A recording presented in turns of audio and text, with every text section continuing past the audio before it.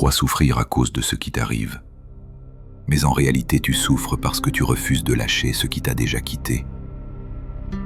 Tu crois tenir fermement la vie entre tes mains, alors que ce sont tes propres chaînes que tu serres encore plus fort. La racine de la souffrance. Marc Aurèle disait « Si tu es affligé par quelque chose d'extérieur, la douleur ne vient pas de la chose elle-même, mais de ton jugement sur elle. Ce n'est pas l'absence, ce n'est pas la perte, ce n'est pas la fin qui détruit ton âme, c'est ton attachement. » Nous passons nos vies à nous accrocher à des gens, à des souvenirs, à des illusions, comme si leur disparition allait effacer qui nous sommes. Pourtant, rien ne t'appartient vraiment. Pas même ton corps, pas même ton souffle. Tout ce qui t'est donné est provisoire. L'illusion du contrôle.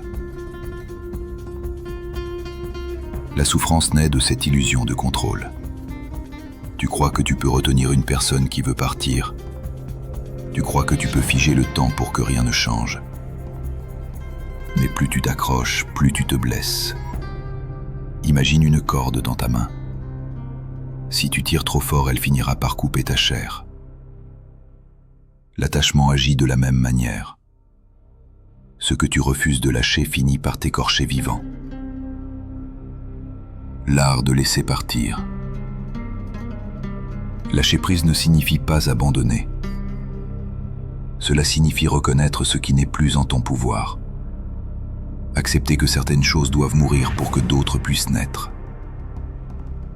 Sénèque écrivait « La vie, ce n'est pas d'attendre que les événements se plient à ta volonté, c'est de plier ta volonté à ce qui arrive. » Lorsque tu comprends cela, tu arrêtes de lutter contre le courant.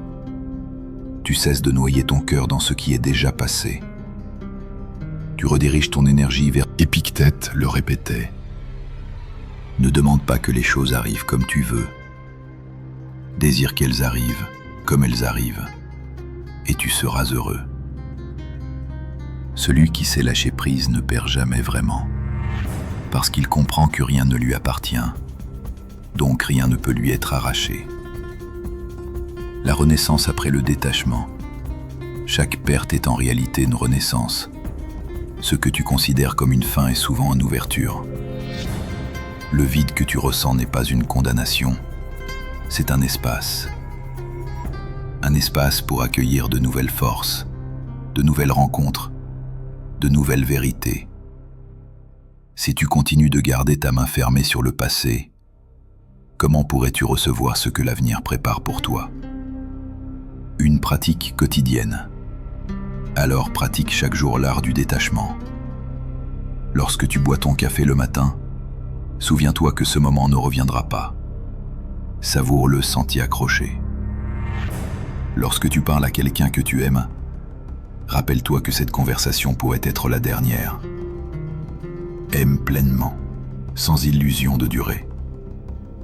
Lorsque la douleur vient, observe-la sans la nourrir. Demande-toi, est-ce la perte qui me fait souffrir ou mon refus d'accepter la réalité ? La vérité stoïcienne. Tu souffres parce que tu t'attaches à ce qui ne t'appartient plus. Mais au moment où tu apprends à lâcher, au moment où tu comprends que tout est passage, tu découvres la paix. Et cette paix, personne ne pourra jamais te l'enlever. Ici, pensées interdites. Si ces paroles ont résonné en toi, abonne-toi à la chaîne. Parce que chaque jour, nous partageons des vérités que personne n'ose dire, mais que ton âme a toujours attendu d'entendre.